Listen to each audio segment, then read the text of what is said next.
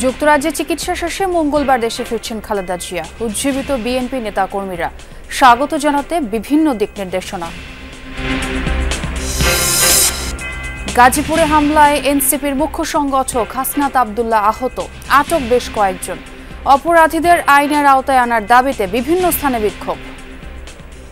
অন্তর্বর্তীকালীন সরকারকে বলতে চাই, আপনাদের কিসের ভয়, আপনাদের কিসের আতঙ্ক?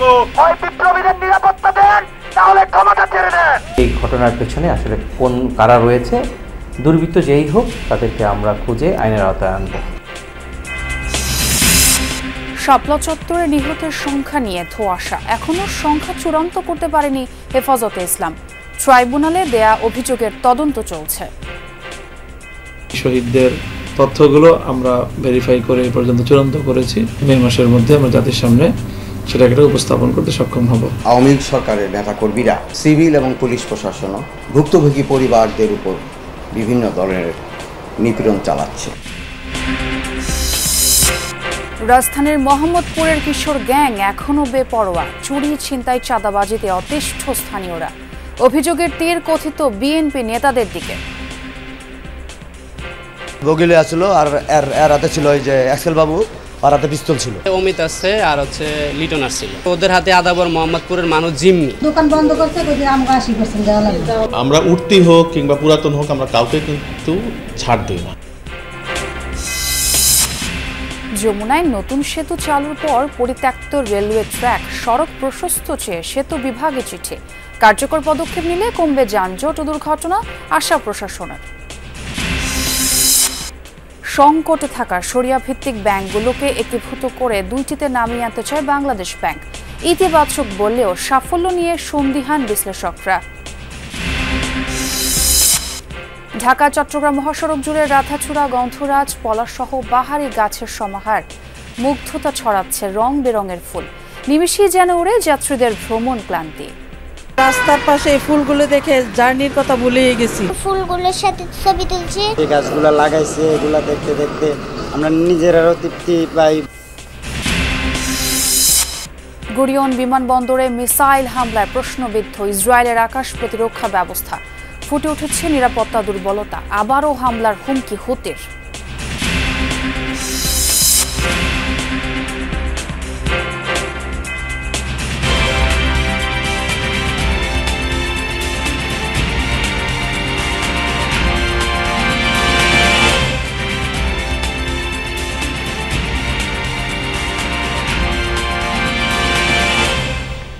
আমন্ত্রণ যমুনা নিউজে, আপনাদের সঙ্গে আছি আমি ছোয়া খন্দকার। এতক্ষণ শিরোনাম দেখছিলেন।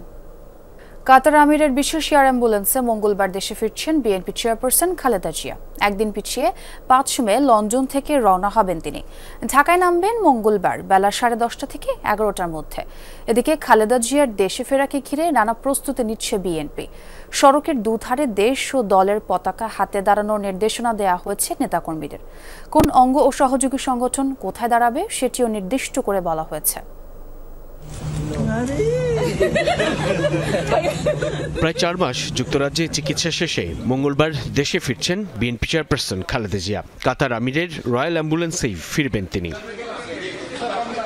এয়ার অ্যাম্বুলেন্সটি সোমবার লন্ডনে হিথ্রো বিমানবন্দর থেকে রওনা হবে স্থানীয় সময় বিকেল 4:10 দোহায় যাত্রাবিরতি নেবে রাত 1:25। আর হযরত শাহজালাল আন্তর্জাতিক বিমানবন্দরে পৌঁছানোর কথা রয়েছে মঙ্গলবার সকাল 10:30 থেকে 11টার মধ্যে। কর্মদিবসে খালেদা জিয়ার দেশে ফেরার সময় নেতাকর্মীদের সড়কে যানজট সৃষ্টি না করে রাস্তার একপাশে দাঁড়িয়ে স্বাগত জানানোর নির্দেশনা দিয়েছে বিএনপি। সবার দুহাতে থাকবে জাতীয় ও দলীয় পতাকা। দুপুরে নয়াপল্টনে দলের কেন্দ্রীয় কার্যালয়ে সংবাদ সম্মেলনে বিএনপির সিনিয়র যুগ্ম মহাসচিব রিজভী আহমেদ নেতাকর্মীদের উদ্দেশ্যে একটি রোডম্যাপ ঘোষণা করেন। বিমানবন্দর থেকে হোটেল লা মেরিডিয়ান পর্যন্ত মহানগর উত্তর বিএনপি, হোটেল রেডিসন পর্যন্ত ছাত্রদল ও যুবদল অবস্থান নেবে। সেখান থেকে আর্মি স্টেডিয়াম পর্যন্ত থাকবে মহানগর দক্ষিণ বিএনপি। বনানী কবরস্থান, কাকুলি মোড়, বনানী কাঁচাবাজার, গুলশান 2 গোলচত্বর থেকে গুলশান অ্যাভিনিউ হয়ে খালেদা জিয়ার বাসভবন ফিরোজা পর্যন্ত নির্ধারিত স্থানে থাকবেন অঙ্গ সহযোগী সংগঠনের নেতাকর্মীরা। ঢাকার বাইরে থেকে আগত নেতাকর্মীরা অবস্থান করবেন সুবিধাজনক স্থানে। মহানগর উত্তর বিএনপি থাকবে বিমানবন্দর থেকে লা মেরিডিয়ান হোটেল পর্যন্ত। ছাত্রদল থাকবে লা মেরিডিয়ান হোটেল থেকে খিলক্ষেত পর্যন্ত। যুবদল খিলক্ষেত থেকে হোটেল রেডিসন, মহানগর দক্ষিণ বিএনপি হোটেল রেডিসন থেকে আর্মি স্টেডিয়াম, স্বেচ্ছাসেবক দল আর্মি স্টেডিয়াম থেকে বনানী কবরস্থান। খালেদা জিয়ার গাড়ি বহরের সাথে পায়ে হাঁটা যাবে না, চলা যাবে না মোটরসাইকেল নিয়ে। এছাড়া বিমানবন্দর এবং চেয়ারপারসনের বাসভবনে কেউ প্রবেশ করতে পারবে না বলেও জানানো হয়েছে দলের পক্ষ থেকে। মাননীয় চেয়ারপারসনের গাড়ির সঙ্গে মোটরসাইকেল এবং হাঁটা চলাচল করা সম্পূর্ণরূপে নিষেধ করা হয়েছে। মঙ্গলবার এসএসসির জীববিজ্ঞান, অর্থনীতি আর ইংরেজি মাধ্যমে ও লেভেল, এ লেভেল পরীক্ষা রয়েছে। সেদিন সাধারণ মানুষকে প্রয়োজনে নিচের সড়ক এড়িয়ে এলিভেটেড এক্সপ্রেসওয়ে ব্যবহারের অনুরোধও করেছে বিএনপি। সাইফুদ্দিন রবিন, যমুনা নিউজ, ঢাকা। গাজীপুর থেকে ঢাকায় ফেরার পথে হামলার শিকার হয়েছেন এনসিপি নেতা হাসনাত আব্দুল্লাহ। এ ঘটনায় রাজধানী সহ দেশের কয়েকটি জেলায় বিক্ষোভ করেছেন এনসিপি, গণতান্ত্রিক ছাত্র সংসদ ও বৈষম্য বিরোধী ছাত্র আন্দোলনের নেতাকর্মীরা। এ সময় তারা দ্রুত এই ঘটনার তদন্ত বিচার দাবি করেন। পুলিশ জানায় দ্রুততম সময়ের মধ্যে হামলাকারীদের ধরতে কাজ করে যাচ্ছেন তারা। ছাত্রদল ও ছাত্র শিবির এ ঘটনার নিন্দা জানিয়েছে।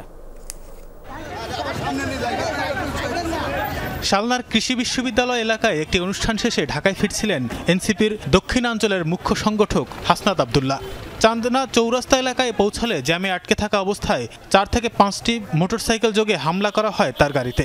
এতে গাড়ির কাঁচ ভেঙে যায়, আহত হন হাসনাত। পরে পুলিশ প্রহরায় তাকে ঢাকায় নিয়ে আসা হয়। এর কিছুক্ষণের মধ্যেই এনসিপির উত্তরাঞ্চলের মুখ্য সংগঠক সার্জিস আলম তার ভেরিফাইড ফেসবুকে এ নিয়ে স্ট্যাটাস দিয়ে হাসনাতকে রক্ষার আহ্বান জানান।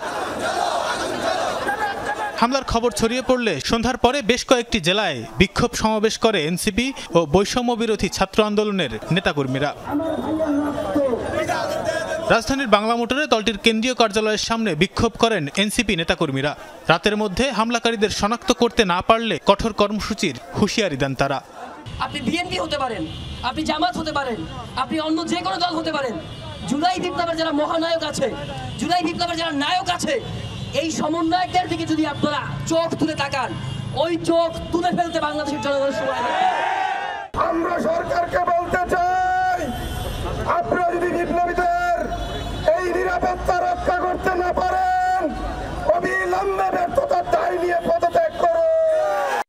এদিকে রাতে ঢাকা বিশ্ববিদ্যালয়ের হলপাড়ায় বিক্ষোভ করে এনসিপির সমর্থক ও নেতাকর্মীরা। পরে সংক্ষিপ্ত সমাবেশে হামলাকারীদের বিচার ও আওয়ামী লীগের নিষিদ্ধের দাবি জানান তারা। আমরা প্রশাসনের কাছে স্পষ্ট চাই, হয় বিপ্লবীদের নিরাপত্তা দেন, না হলে ক্ষমতা ছেড়ে দেন। আমরা দেখেছি এই খুনিরাই বারংবার আওয়ামী লীগ পরিচয়ে, যুবলীগ পরিচয়ে, ছাত্রলীগ পরিচয়ে বাংলাদেশের রাজনীতি করেছে। অন্তর্বর্তীকালীন সরকারকে বলতে চাই, আপনাদের কিসের ভয়, আপনাদের কিসের আতঙ্ক যে আপনারা এখনো আওয়ামী লীগকে নিষিদ্ধ করতে পারছেন না? পুরো বাংলাদেশ কিন্তু আপনাদের থেকে সমর্থন সরিয়ে নিতে বাধ্য হবে। গাজীপুরের বোর্ডবাজার এলাকায় বিক্ষোভ করেন দলটির নেতাকর্মীরা। এ সময় তারা এই হামলার জন্য দায়ী করেন আওয়ামী লীগ, নিষিদ্ধ ঘোষিত ছাত্রলীগ ও সাবেক মেয়র জাহাঙ্গীর আলমকে। হামলার প্রতিবাদে বিক্ষোভ করেন স্থানীয় শিবির নেতাকর্মীরাও। এ ঘটনায় এখন পর্যন্ত বেশ কয়েকজনকে জিজ্ঞাসাবাদের জন্য আটক করেছে পুলিশ। পিছন থেকে মোটরসাইকেল যোগে 2-1 দুর্বৃত্ত এসে ওনার গাড়িতে হামলা করে। এই সময় ওনার গাড়ির গ্লাসের কাঁচ ভেঙে যায়। ওনার সাথে আমরা কথা বলি, উনি আপাতত সুস্থ রয়েছেন। আমরা দেখছি যে এই ঘটনার পেছনে আসলে কারা রয়েছে।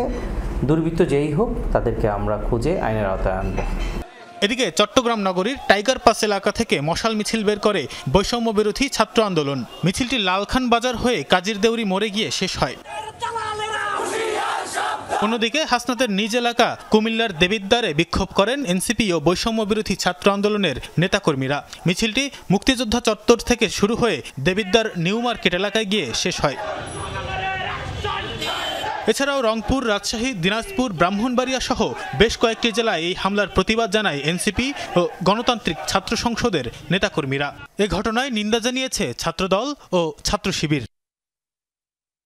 তানভীর সিদ্দিক টিপু, যমুনা নিউজ, ঢাকা। 2013 সালের 5 মে মতিঝিলে হেফাজতের সমাবেশে আইন শৃঙ্খলা বাহিনী পরিচালিত অপারেশনে ঠিক কতজন নেতাকর্মী নিহত হয়েছেন তার সঠিক সংখ্যা এখনও নির্ণয় করতে পারেনি সংগঠনটি। অবশ্য নিহত 61 জনের তালিকা প্রকাশ করেছে মানবাধিকার সংগঠন অধিকার। শাপলা চত্বরের ঘটনায় শেখ হাসিনা সহ অর্ধশত ব্যক্তির বিরুদ্ধে আন্তর্জাতিক অপরাধ ট্রাইব্যুনালে অভিযোগ জমা দিয়েছে হেফাজতে ইসলাম। অভিযোগের তদন্ত চলছে বলে জানিয়েছেন ট্রাইব্যুনালের প্রসিকিউটর। রিয়াজ রায়হানের রিপোর্ট। ইসলাম অবমাননাকারীদের শাস্তি ও নারীনীতির বিরোধিতা করে 13 দফা দাবিতে শাপলা চত্বরে হেফাজতে ইসলামের সমাবেশ।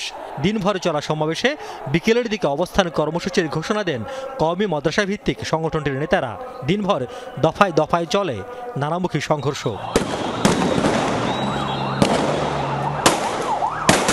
সন্ধ্যা গড়িয়ে রাত নামলে পরিস্থিতি পাল্টে যায়। মতিঝিল, পল্টন, বাইতুল মোকাররম সহ বিভিন্ন স্থানে জ্বলতে থাকে আগুন। হেফাজতে নেতাকর্মীদের ছত্রভঙ্গ করতে মধ্যরাতে অপারেশনের প্রস্তুতি নেয় আইনশৃঙ্খলা বাহিনী। রাত 3টার দিকে একদিক খোলা রেখে 3 দিক থেকে চালানো হয় অপারেশন। ঘণ্টা 2-এর মধ্যে পুরো এলাকা ফাঁকা হয়ে যায়। শাপলা চত্বরের ঘটনা নিয়ে নানা আলোচনা সমালোচনা হয়েছে দেশ বিদেশে।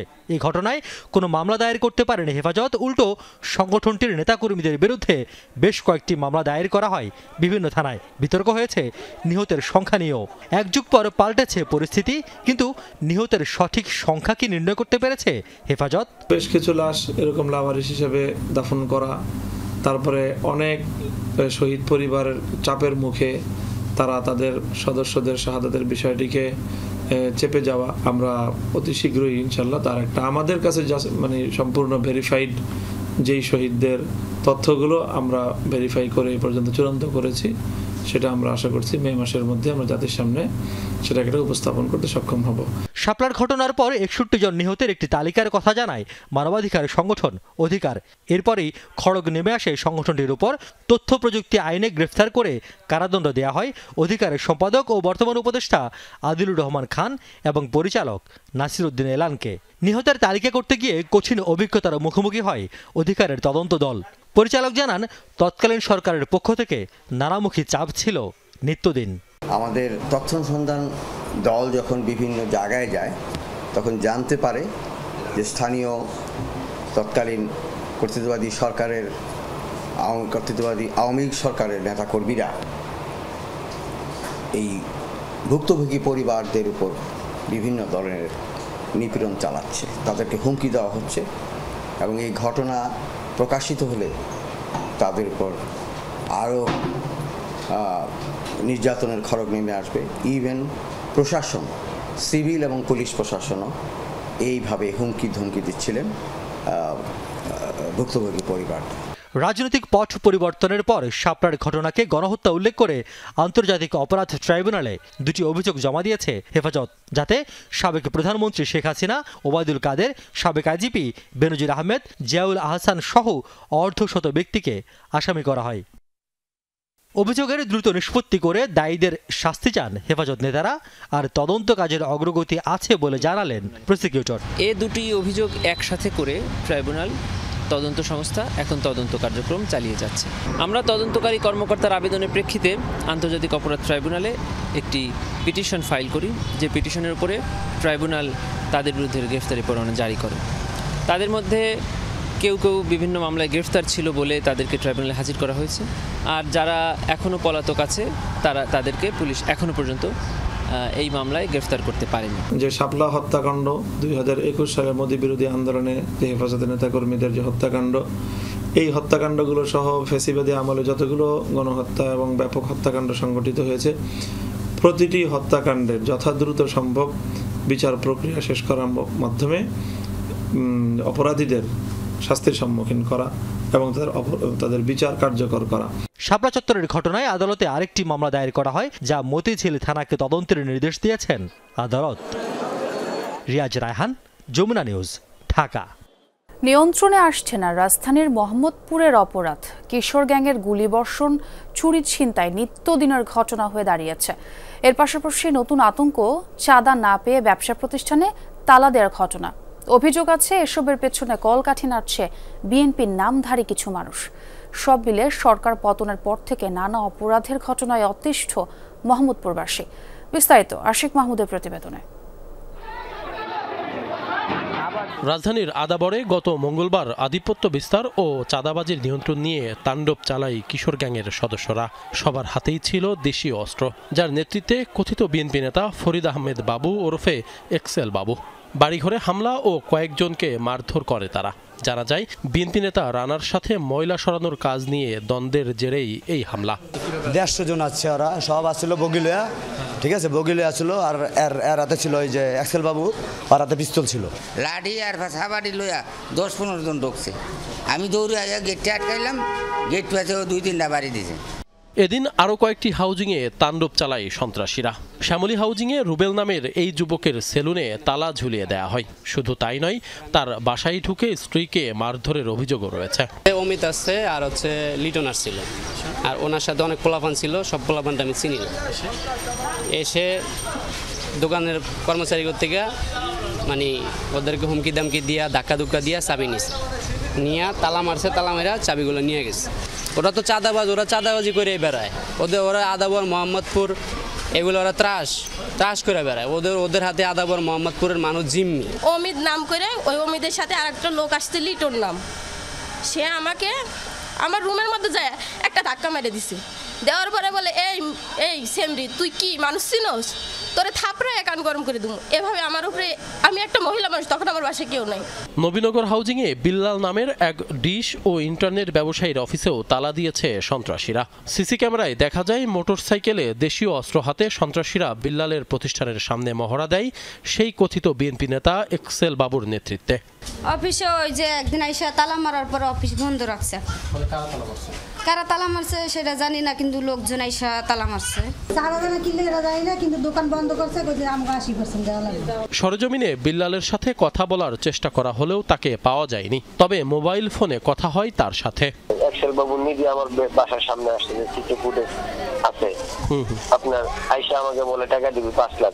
আমি ইন্টারনেটের ব্যবসা করি, সরকারি লাইসেন্স নিয়ে, সরকারের ব্যাগ দিয়ে ট্যাক্স দিয়ে ব্যবসা করি, আপনি আমার কাছে টাকা চান কেন? সে নিজে প্রথম একবার লোকদের তালা মারাইছে, তারপরে সে নিজে আইসা আমার কাছে এরকম হুমকি টামকি দিয়ে গেছে, ফোনে হুমকি টুমকি দিতে আসে। এখন আমি ভয়ে ভয়ে অফিসে খুলি না, বাসায়ও যাই না, আমি এদিক ওদিক থাকি, কখন কি হয়ে যাবে বলা যায় না। অভিযোগ আছে, মোহাম্মদপুরের কিশোর গ্যাং লিডার কবজি কাটা আনোয়ার গ্রেপ্তারের পর সেটার নিয়ন্ত্রণ নিয়েছে এক্সেল বাবু। তবে অভিযোগ মিথ্যা বলে দাবি করেন বাবু। কথাটা আপনি বুঝেন না ভাই, সমস্যা কি আমার? আমি যদি অপরাধী হয় যে কোনো বিচার করেন, কোনো সমস্যা নাই আমার। এটা কথা, এটা মিথ্যা মামলা করলে হয়ে যায়। পুলিশ বলছে, হামলা ও চাঁদাবাজির ঘটনায় জড়িত কেউ ছাড় পাবে না। আমরা যখন দেখি যে একটি মামলা হয়, তখন সেই মামলার আসামিদের যখন আমরা গ্রেফতার করি, তাকে জিজ্ঞাসাবাদ করে যদি এরকম উঠতি কারো নাম আসে, তখন কিন্তু আমরা তাকেও ধরার চেষ্টা করি এবং আইনের আওতায় আনার চেষ্টা করি। আমরা উঠতি হোক কিংবা পুরাতন হোক, আমরা কাউকে কিন্তু ছাড় দিই না।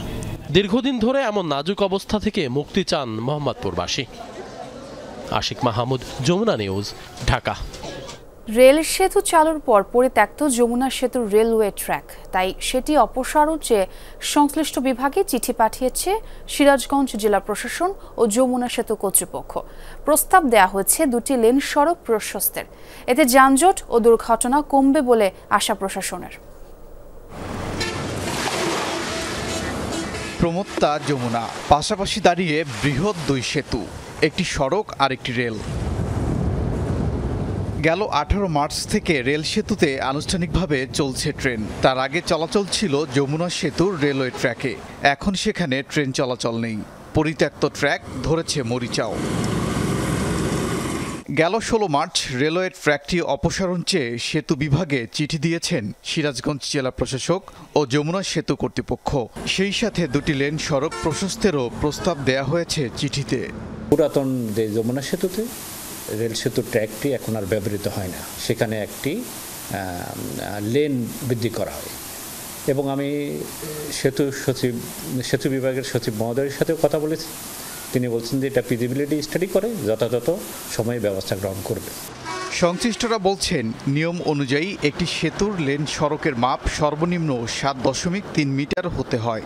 সেখানে যমুনা সেতুতে আছে 6.3 মিটার করে। এতে মাঝে মধ্যেই ঘটে দুর্ঘটনা, দেখা দেয় যানজট।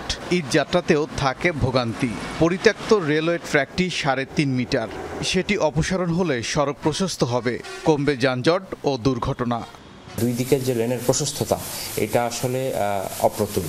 এই ট্রাফিকের জন্য, মানে ট্রাফিকের সাথে আপনার লেনের প্রশস্ততার একটা ওতপ্রোত সম্পর্ক জড়িত। তো এই 6.3 মিটার আসলে বর্তমান সময়ের জন্য কখনোই উপযুক্ত না। সেতু বিভাগের সাথে একমত পরিবহন চালকরাও। তাদেরও আশা সড়ক প্রশস্ত হলে নির্বিঘ্ন হবে চলাচল। ওভারটেক করে গেলে পরে আইল্যান্ডে বাঁধতে যায়, অনেক সময় মনে করেন যে আইল্যান্ড টেম্পো ওভারটেক করতে পারে না, ট্রাকারও চাপ দেয়, আমাদেরও জুলুম হয়ে যায়। যখন রেল সেতুটা তুলে দিয়ে লেনটা প্রশস্ত করে দেবে তখন গাড়ি চালানোর সুবিধা হবে। গাড়ির ওজন সহ 25-26 টন যাইতে পারে। আগে তো আর ট্রেনের ছিল একই ব্রিজে, এখন তো আর ট্রেন নাই। যমুনা সেতুতে প্রতিদিন গড়ে 20 থেকে 22,000 যানবাহনের চলাচল, তবে ঈদের সময় তা বেড়ে যায় কয়েক গুণ। ওবায়দুর রহমান, যমুনা নিউজ। সংকটে থাকা শরিয়া ভিত্তিক ব্যাংকগুলোকে একীভূত করে দুটিতে নামিয়ে আনতে চায় বাংলাদেশ ব্যাংক। এসব ব্যাংক পরিচালনায় করা হচ্ছে আলাদা নীতিমালাও। কেন্দ্রীয় ব্যাংকের এই উদ্যোগকে ইতিবাচক হিসেবে দেখছেন বিশ্লেষকরাও। তবে কতটা সফল হবে তা নিয়ে সন্দেহ আছে বিশ্লেষকদের। বলছেন জোর করে একীভূত করা ঠিক নয়, এতে ভালো ফল মিলবে না। গত 1.5 দশকে ব্যাপক অনিয়ম হয়েছে ব্যাংকিং খাতে। সবচেয়ে বেশি লুটপাটের শিকার হয়েছে শরিয়া ভিত্তিক ব্যাংক, যে কারণে এসব ব্যাংকের খেলাপি ঋণও বেড়েছে আশঙ্কাজনক হারে। বাংলাদেশ ব্যাংকের তথ্য অনুযায়ী শরিয়া ভিত্তিতে পরিচালিত ব্যাংকের সংখ্যা 10টি। এসব ব্যাংকের সম্মিলিত খেলাপি ঋণের পরিমাণ 1,03,000 কোটি টাকা, যা বিতরণ করা ঋণের 23% বেশি। সংকটে থাকা এসব ব্যাংকের পর্ষদ ভেঙেও সুফল মেলেনি খুব একটা। টাকা ছাপিয়ে দেওয়ার পরও গ্রাহকের আস্থা ফেরেনি। সমাধান হিসেবে একীভূত করে দুটিতে নামিয়ে আনার কথা জানিয়েছেন গভর্নর। এ উদ্যোগকে ইতিবাচক হিসেবে দেখলেও সুফল নিয়ে সন্দেহ আছে বিশ্লেষকদের। মার্জিনের ফেভারে আমি, কিন্তু জোর করা করানো। একটা ব্যাংকের ব্যালেন্স শিট আর একটা ব্যাংকের সাথে মার্চ করবে, তা আপনার অ্যাক্টিভিটিস ওই ব্যাংকের অ্যাক্টিভিটি দুটা অ্যামালগেমেট করবে। সুতরাং এগুলো জোর করা করানো ঠিক নয়। আশা করি সাকসেসফুল হোক, তাই না? কিন্তু এটা আলটিমেটলি পারবে কিনা সন্দেহ আছে। ফরেনসিক অডিট এখনো শেষ হয় নাই, ড্যামেজ নিরূপণ হয় নাই, ভ্যালুয়েশনটা হয় নাই, ব্রিজ ব্যাংকের আওতায় ওনাদেরকে ফেলবেন কিনা, এই ধাপগুলো বাকি আছে। দুটো বড় ব্যাংক হলে দেশের ক্ষতির কিছু নাই, এটা আমরা সাপোর্ট করি। বাট দুটো নেগেটিভ যোগ করলে এটা বড় নেগেটিভ হবে। সমাধানটা হচ্ছে সেখানে। বিশ্লেষকরা বলছেন সংকটে থাকা শরিয়া ভিত্তিক ব্যাংকের বেশ কয়েকটিকে স্বাভাবিক অবস্থায় ফিরিয়ে আনা কঠিন। এসব ব্যাংক একীভূত করে খাতভিত্তিক বিশেষায়িত ব্যাংকে রূপান্তর করা যেতে পারে বলে মনে করেন তারা। প্রফেশনাল বেসিসে, যেমন বিজিএমই টাইপের, টেক্সটাইল টাইপের জন্য একটা ব্যাংকে দায়িত্ব দেওয়া যেতে পারে। আমাদের এসএমইর জন্য একটা ভিন্ন ব্যাংকও করা যেতে পারে, বা যে কোনো ব্যবস্থা করা যেতে পারে। এই ধরনের স্পেসিফিক দায়িত্ব দিয়ে, যেমন কৃষি ব্যাংক একটা পারপাসে হয়েছে, চিন্তা করলে সামগ্রিকভাবে আমি মনে করি এটা it is not that bad. যে স্পেশালাইজড টাইপ অফ ব্যাংকিংয়ের অভিজ্ঞতা আমাদের ভালো না বাংলাদেশে, এবং ব্যাংকিং আপনি শুধুমাত্র একটা দুইটা অ্যাক্টিভিটি করে ভায়াবল হবেন না, এরকম কথাবার্তা আমরা আগেও শুনেছি। ব্র্যাক ব্যাংকও শুরু করছিলে এসএমই করবে, তাই না? বেসিক ব্যাংকও শুরু করছিলে এসএমই করবে, হয় না এগুলা। শুধু পার্টিকুলার একটা দুইটা অ্যাক্টিভিটি করে ব্যাংক ভায়াবল হয় না। বাংলাদেশ ব্যাংক বলছে সংকট সমাধানে টাস্কফোর্স গঠন করা হয়েছে, তৈরি করা হচ্ছে ব্যাংক রেজুলেশন অ্যাক্ট। সেখানেই একীভূতকরণের বিষয়ে বিস্তারিত দিক নির্দেশনা থাকবে। কিছু ব্যাংক হয়তো বা মার্চ করে যাবে, কিছু ব্যাংক অ্যাকুইজিশন হবে। আসলে কি হবে বা হলে সেটা কোন প্রক্রিয়ায় হবে তার বিস্তারিত এই ব্যাংক রেজুলেশন অ্যাক্টে থাকবে। মার্জার করা যতটা জটিল, তার চেয়ে একটা সর্বজন গ্রহণযোগ্য একটা নীতিমালা তৈরি করে আরও বেশি কঠিনতর কাজ। সেই কঠিনতর কাজটা যখন হয়ে যাবে, পরবর্তী ধাপটা আমার কাছে মনে হয় যে অনেক সহজ হয়ে যাবে। তবে ব্যাংক একীভূতকরণের বিষয়ে টাস্কফোর্সের প্রতিবেদন পেতে আরও কিছুদিন অপেক্ষা করতে হবে বলেও জানিয়েছে বাংলাদেশ ব্যাংক। আলমগীর হোসেন, যমুনা নিউজ, ঢাকা। এবার পর্যাপ্ত কাঁচামালের যোগান থাকলেও চিনি উৎপাদনের লক্ষ্যমাত্রা পূরণ করতে পারেনি কেরু অ্যান্ড কোম্পানি। এর অন্যতম কারণ ব্রিটিশ আমলের উৎপাদন পদ্ধতি। উৎপাদন প্রক্রিয়ায় আধুনিকায়নে 102 কোটি টাকা ব্যয় স্থাপন করা হয় বিএমআরই মেশিন। এর এক যুগ পেরিয়ে গেলেও চালু হয়নি অটোমেশন। শ্রমিক ও স্থানীয়রা বলছেন অটোমেশন চালু না হওয়ায় লোকসানে ডুবছে প্রতিষ্ঠানটি। ভারতীয় প্রযুক্তি ব্যবহার করায় জটিলতা দীর্ঘ হচ্ছে বলে অভিযোগ তাদের। কারিগরি ত্রুটির অজুহাত দেখাচ্ছেন কেরু কর্তৃপক্ষ। গত বছরের ২০ ডিসেম্বর আখ মারাই কার্যক্রম শুরু করে দেশের অন্যতম চিনি শিল্প প্রতিষ্ঠান কেরু অ্যান্ড কোম্পানি। উৎপাদনের লক্ষ্যমাত্রা ধরা হয় ৪,২০০ মেট্রিক টন। ৭২ কার্যদিবস মিল চালিয়ে চিনি উৎপাদন হয় ৩,৬৮৪ মেট্রিক টন। অন্যান্য বার আখের সংকট থাকলেও এবছর লক্ষ্যমাত্রার চেয়ে বেশি কাঁচামাল পাওয়া গেছে। তারপরও লক্ষ্য পূরণ করতে পারেনি প্রতিষ্ঠানটি, কারণ ব্রিটিশ আমলের পদ্ধতি। ফলে এবারও চিনি খাতে কেরুকে গুনতে হবে লোকসান। অথচ লোকসান কমানো, চিনির আহরণ ও মোলাসেস বৃদ্ধি করতে চিনিকল আধুনিকায়নের কাজ শুরু হয় ২০১২ সালে, শেষ হওয়ার কথা ২০২৪-এ। এর মধ্যে কেটেছে এক যুগ। অটোমেশন চালু না হওয়ায় কমছে উৎপাদন। দীর্ঘদিন এই অটোমেশন যে সেট আপটা রয়েছে এটা চালু না হওয়ার কারণে এই যে যন্ত্রাংশগুলো রয়েছে এই যন্ত্রাংশগুলো আসলে নষ্ট হয়ে যাচ্ছে বাইরে থেকে। এবার আমরা চিন্তা করছি যে লোকসান কাটিয়ে কিছুটা চিনিতে উৎপাদন আমরা লক্ষ্যমাত্রা পর্যায়ে পৌঁছাবো। অটোমেশন স্থাপনে ভারতীয় প্রযুক্তি ব্যবহারে জটিলতা দীর্ঘ হচ্ছে বলে অভিযোগ স্থানীয়দের। সেই সাথে রয়েছে কর্তৃপক্ষের উদাসীনতাও। সব রকমভাবে ট্রায়াল দেওয়ার পরেও এই মিল হাউস চালু হলো না, এবং এইখানে সবচেয়ে বড় যে ক্ষতিটা হয়েছিল সাধারণ চাষিদের। ভারত থেকে বিভিন্ন মেশিনারি, বিভিন্ন যন্ত্রপাতি এবং ইঞ্জিনিয়ার সব ভারত থেকে আনা। তারা এর কার্যক্রম আসছে প্রায় ১২ বছর আগে থেকে শুরু করলো, এখনো পর্যন্ত এই কার্যক্রম সম্পন্ন করতে পারেনি। কেরু কর্তৃপক্ষ কারিগরি ত্রুটির বিষয়টি সামনে আনছেন। তাদের প্রত্যাশা, আগামী অর্থবছরে আখ মারাই হবে আধুনিক পদ্ধতিতেই। মিল হাউস এবং আমাদের যে বয়লারটা চালু হওয়ার কথা, সেটা আমরা আশা করছি যে ২৫-২৬ মারাই মৌসুমে আমরা এটা চালু করতে পারবো। আমাদের এখন দৈনিক গড় আখের মারাই ১১৫০-এর কাছাকাছি।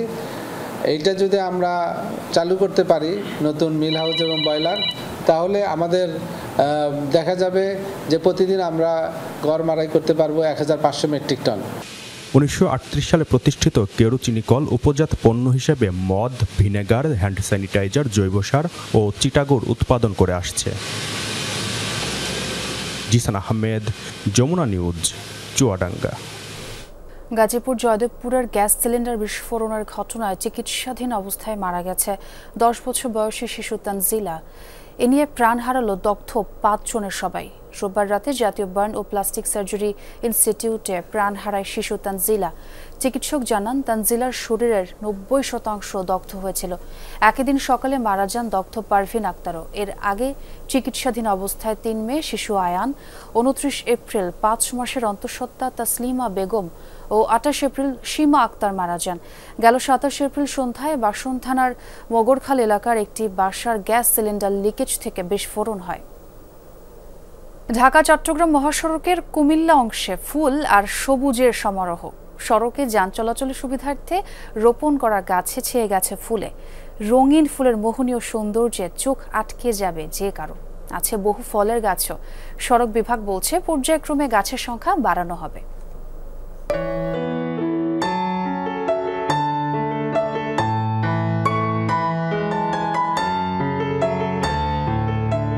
তপ্ত দুপুরে যেন এক ফালি বসন্ত। ফুলের ডালি সাজিয়ে বসেছে প্রকৃতি। তাতে রং ঢেলেছে সোনালু, জারুল আর কৃষ্ণচূড়া। ঢাকা চট্টগ্রাম মহাসড়কের ১৪৩ কিলোমিটার এলাকা জুড়ে এমন রূপ। ব্যস্ত সড়কে পথিকের নজর কাড়বে কাঞ্চন, রাধাচূড়া, গন্ধরাজের মতো ৫৪,০০০ ফুলের গাছ। আছে হৈমন্তী, কুরচি, টগর, কদম, বকুল, করবী, ক্যাসিয়া ও পলাশ সহ অসংখ্য প্রজাতি। আমরা এখান দিয়ে বাসায় যেতেছিলাম, তখনই দেখছিলাম এই ফুলগুলো। তারপরে আমার আব্বু আম্মুর সাথে দাঁড়াইছি, দাঁড়ায় তারপরে ফুলগুলোর সাথে ছবি তুলছি। আসলে ঢাকা থেকে আসছি, একটা লম্বা জার্নি, কিন্তু রাস্তার পাশে এই ফুলগুলো দেখে জার্নির কথা ভুলেই গেছি। আমরা আশা করি এটা সৌন্দর্য বর্ধনের কাজ সবসময় কন্টিনিউ চলমান থাকবে, যার কারণে আমরা যেন একটা ভালো পরিবেশ পাই এখান থেকে। কুমিল্লার দাউদকান্দি থেকে চট্টগ্রাম সিটি গেট পর্যন্ত ১৪৩ কিলোমিটার সড়কের বিভাজনে ডালপালা মেলে মুগ্ধতা ছড়াচ্ছে গাছগুলো। এর মধ্যে কুমিল্লা অংশেই ১০৫ কিলোমিটার। রাতে চলাচল করা যানবাহনের আলো নিয়ন্ত্রণে প্রায় ৫ বছর আগে সড়ক ডিভাইডারে রোপণ করা হয়েছিল। যে গাছগুলো লাগাইছে এগুলো দেখতে দেখতে আমরা নিজেরাও তৃপ্তি পাই, বা নিজেদের কাছেও সৌন্দর্য লাগে, বা যাত্রীদের কাছেও লাগে। ওই আবহাওয়া অনুসারে মনে হয় আমরা সুন্দরভাবে চলে আসতে পারি। রানিং জার্নি অবস্থা আমার চোখে ঘুম আসে, তো তখন আমরা কি করে ওই যে ফুলের বাগানগুলো দেখি, ফুলের দিকে তাকালে আমাদের ঘুমটা দূর হয়ে যায়।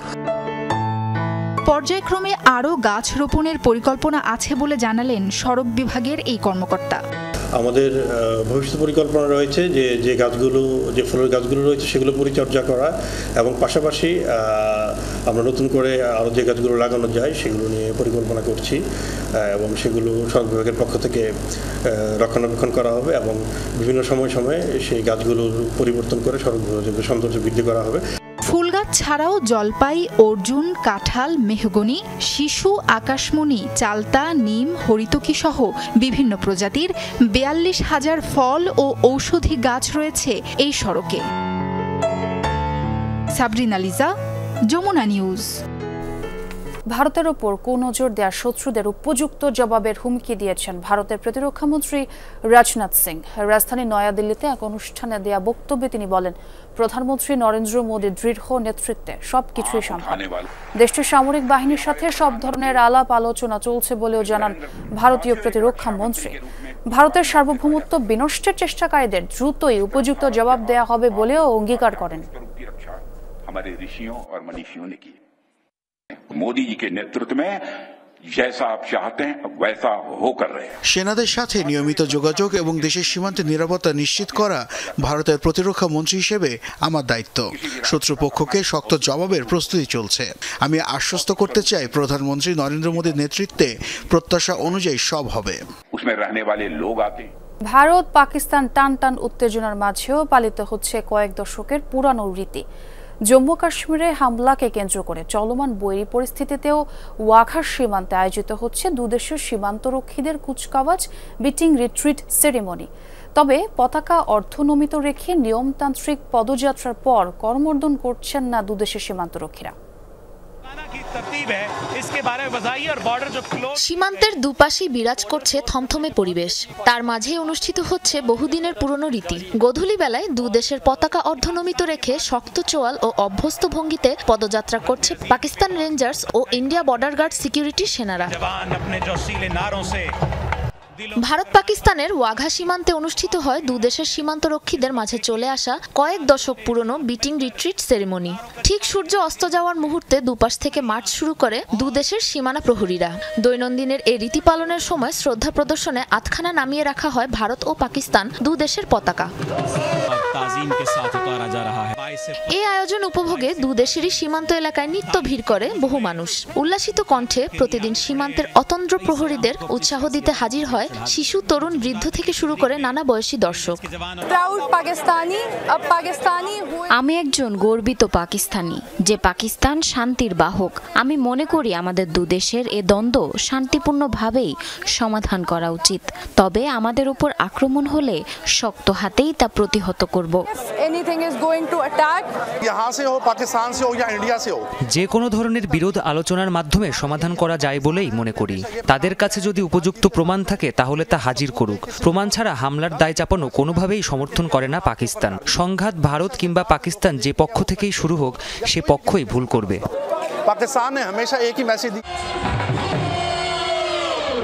ভারত পাকিস্তান চলমান উত্তেজনার মাঝেও থেমে নেই দুদেশের প্রচলিত রীতি ও আনুষ্ঠানিকতা। তবে কাশ্মীরে সন্ত্রাসী হামলাকে কেন্দ্র করে চলমান উত্তপ্ত পরিস্থিতির নমুনা এই বন্ধ গেট। এই অবস্থায় কুচকাওয়াজের পর করমর্দন করতেও রাজি নয় দুপক্ষের সীমান্তরক্ষীরা। সাবরিনা নুসরাত, যমুনা নিউজ। হুতির মিসাইল ঠেকাতে ব্যর্থ হওয়ার পর আবারও প্রশ্নবিদ্ধ ইসরায়েলের আকাশ প্রতিরক্ষা ব্যবস্থা।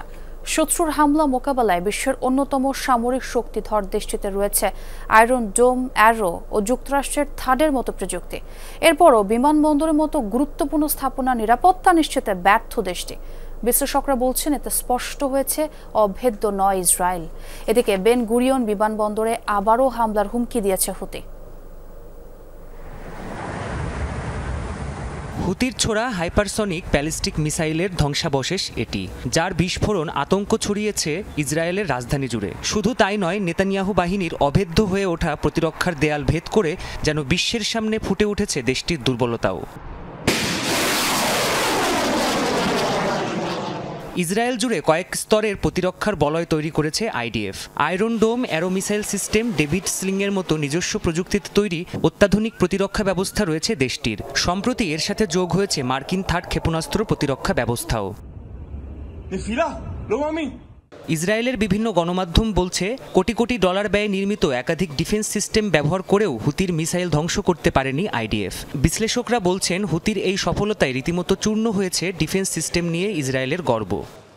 ইসরায়েল তার আয়রন ডোম সহ উন্নত প্রতিরক্ষা ব্যবস্থার সফলতার ঢোল পিটিয়ে আসছে বহু আগে থেকেই। এটা তাদের অন্যতম সামরিক শক্তির জায়গা ছিল। তবে এ হামলা ইসরায়েলের সামরিক বাহিনীর দুর্বলতাকে প্রকাশ্যে এনেছে, যা তাদের জন্য অত্যন্ত বিব্রতকর। সফল হামলার পর ইসরায়েলকে নিয়ে রীতিমতো ব্যঙ্গ করছেন হুতির সামরিক মুখপাত্র। শেল্টারের খোঁজে 30 লাখ মানুষ দৌড়ে পালিয়েছে উল্লেখ করে বলেন, ইসরায়েলের আকাশ এখন আর বিমান চলাচলের জন্য নিরাপদ নয়। ক্ষেপণাস্ত্রটি সফলভাবে টার্গেটে হামলা চালিয়েছে, আর এই হামলা ঠেকাতে ব্যর্থ হয়েছে আমেরিকা ও ইসরায়েলের প্রতিরক্ষা ব্যবস্থা। ইয়েমেনের সশস্ত্র গোষ্ঠী সকল আন্তর্জাতিক বিমান সংস্থাকে বেন গুরিয়ন বিমানবন্দর এড়িয়ে চলার জন্য সতর্ক করছে, কারণ সেটি আর সুরক্ষিত নয়। ইরানের সহযোগিতায় হুতি বিদ্রোহীরা বেশিরভাগ সমরাস্ত্র নিজেরাই তৈরি করে। ইসরায়েল ও পশ্চিমাদের সাথে উত্তেজনার মধ্যেও একাধিক নতুন ব্যালিস্টিক মিসাইল উন্মোচন করেছে গোষ্ঠীটি। প্রাণপ্রতিম কুণ্ডু, যমুনা নিউজ। রাশিয়ায় একটি আবাসিক ভবনে বিস্ফোরণের ঘটনায় প্রাণ হারিয়েছে অন্তত 2 জন, শিশুসহ আহত হয়েছেন আরও 6 জন। রোববার রাজধানী মস্কোর আবাসিক এলাকার একটি বহুতল ভবনে বিস্ফোরণ হয়। ধারণা করা হচ্ছে বাসায় থাকা গ্যাস সিলিন্ডার বিস্ফোরণের কারণেই এই দুর্ঘটনা হয়। ভয়ানক বিস্ফোরণে ছড়িয়ে পড়ে আগুন। এতে ক্ষতিগ্রস্ত হয়েছে আশপাশের আরও ভবন। আগুনের তীব্রতায় আটকা পড়েন বিল্ডিংয়ের ওপরের দিকে থাকা বাসিন্দারা। বিস্ফোরণের খবরে ঘটনাস্থলে পৌঁছায় ফায়ার সার্ভিস। ফ্ল্যাটের বাসিন্দাদের দ্রুত উদ্ধার করে নিরাপদ স্থানে সরিয়ে নেয় উদ্ধারকর্মীরা।